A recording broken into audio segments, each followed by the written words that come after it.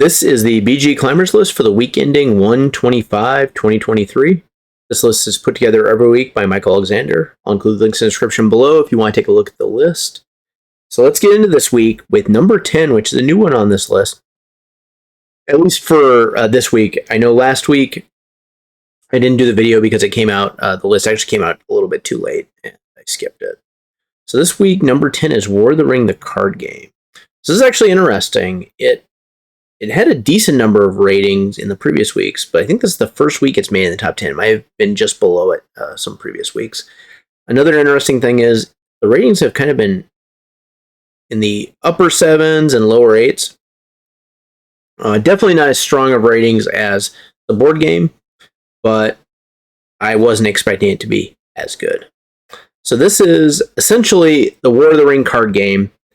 I've actually played a short demo of this. I thought the artwork was really good.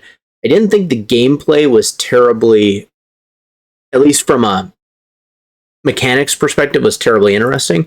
Now, maybe the campaign or longer version of the game would be more interesting. It definitely has a lot of thematic elements to it. Again, I think the artwork is really good. I did think the combat system was a little bit strange in it, and this, I guess these like location cards and a lot of like custom rules with that I felt like wasn't, I guess, as streamlined as I would have normally liked a card game to be.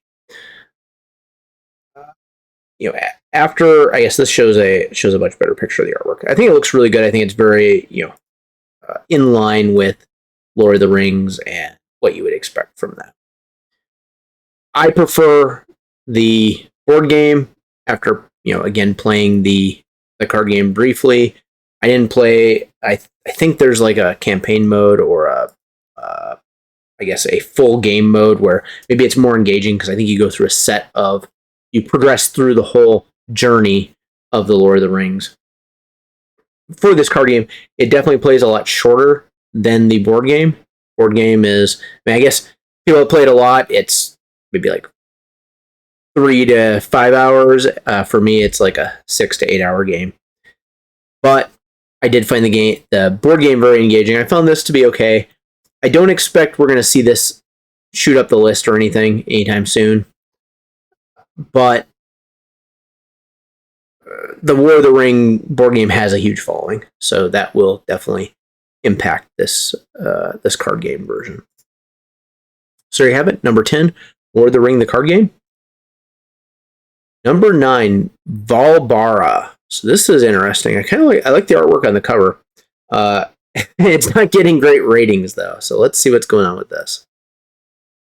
So this one, digital implementation. So this is on Board Game Arena. Interesting. And is this I guess it's a Kickstarter, even though it's not listed? I don't know.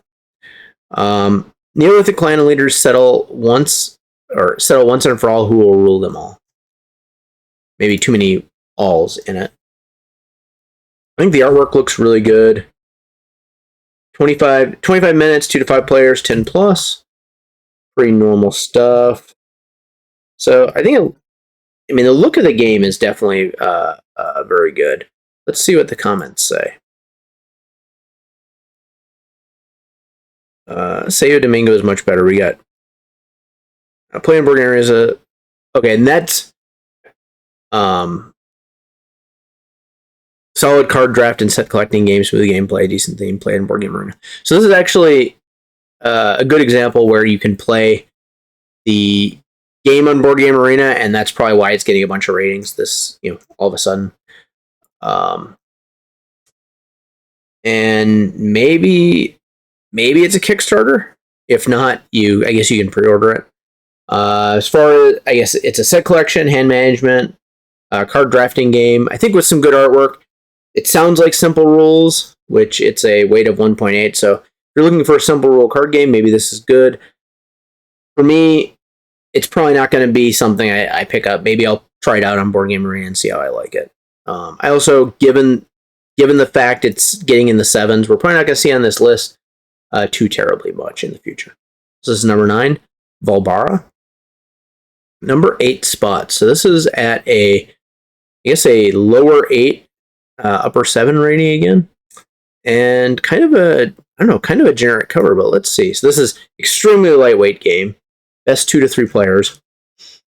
Push your luck dice game.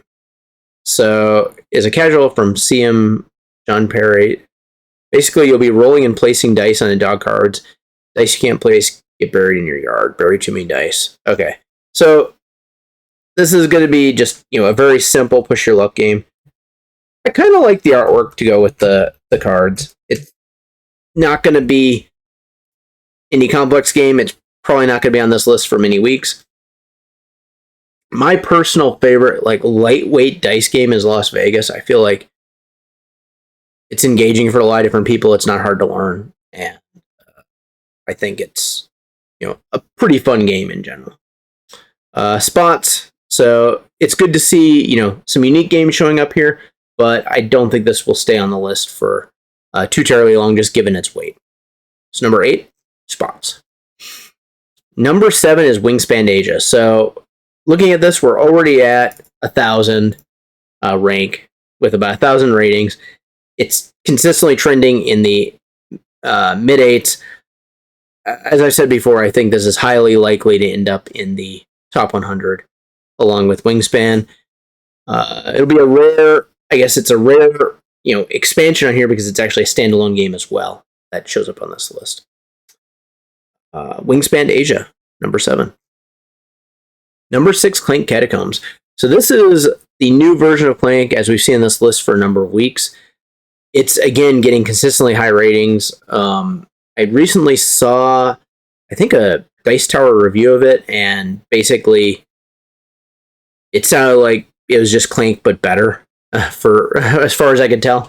And that's the kind of the impression I got learning about the game. I haven't played it yet, but I do think that this game would be...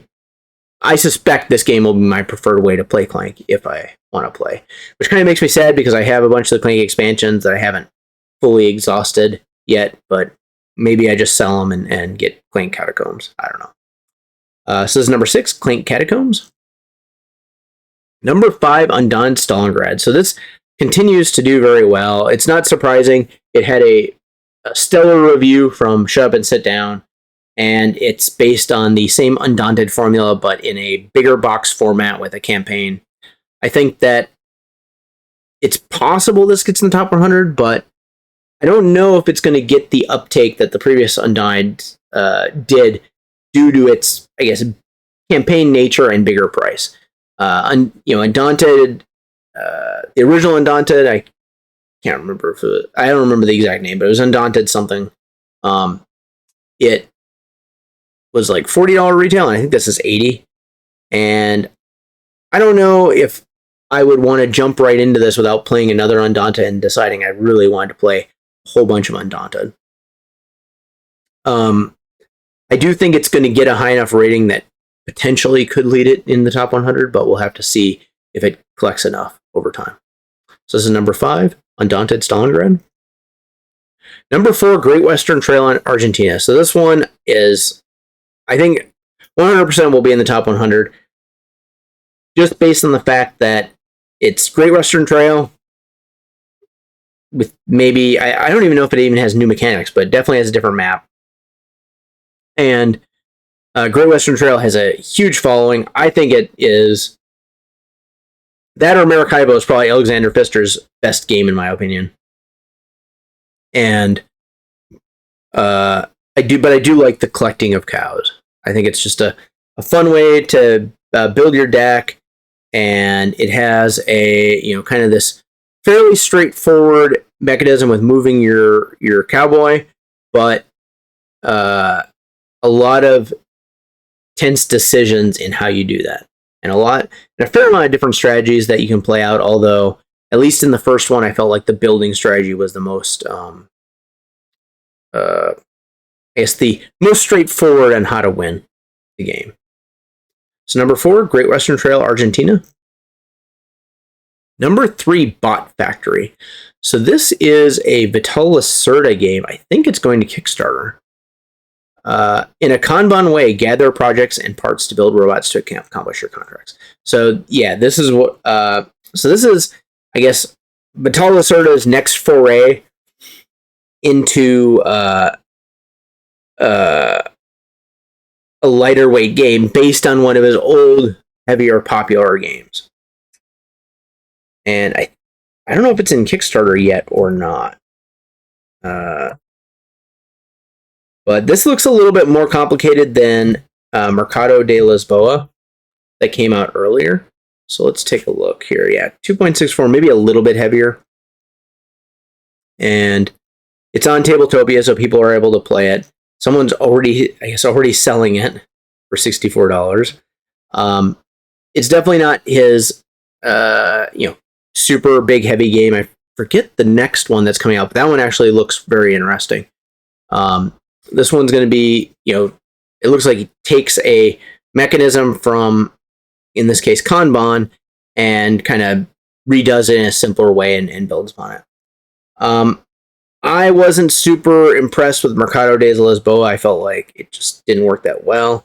Maybe I'll give this one a try, but usually, like, the heavy Lacerda games are usually a must-buy for me, but I don't suspect this one's going to end up in the top 100, given the kind of mixed ratings here already. And I think that Mercado de Lisboa had a little bit kind of a soft reception to it over time. So anyway, number 3, Bot Factory. Number 2, Frosthaven. So this needs no introduction. It's trending as a better version of Gloomhaven, which is not surprising given it's like the second edition of Gloomhaven. It sounds like the campaign and the world building elements are better, the story is better, and the gameplay is the same great gameplay that Gloomhaven had. For me personally, I'm not playing Frosthaven until there's a digital version of it. I played through the I played through the regular campaign of Gloomhaven, and then I played the digital campaign, and I had way more fun on the digital campaign because all the bookkeeping was taken care of for you, and at least Gloomhaven had a huge amount of cleanup and setup and everything, and I felt like that just detracted from the gameplay. So anyway, number 2, Frosthaven. This is, could be number 1 game. I suspect over time it's probably going to fall off, maybe, but it'll be in the top 10. I do think someday. And number 1, Marvel Zombies, a Zombicide game. So we've seen this before. Obviously, it's getting delivered. It's Marvel. It's Zombicide. It's going to get good reviews. The reviews are actually a little bit lower than I expected, maybe due to the cost of shipping and all the stuff that came with that. But I do think over time, it's very likely this will end up in the top 100, or very close to the top 100, if not. Zombicide, has done very well over the years, and Marvel is extremely popular. So there you have it. That is the BG Climbers list for the week ending 1/25/2023. If you enjoyed this video, please like and please subscribe, and please take a look at our other videos. Thank you.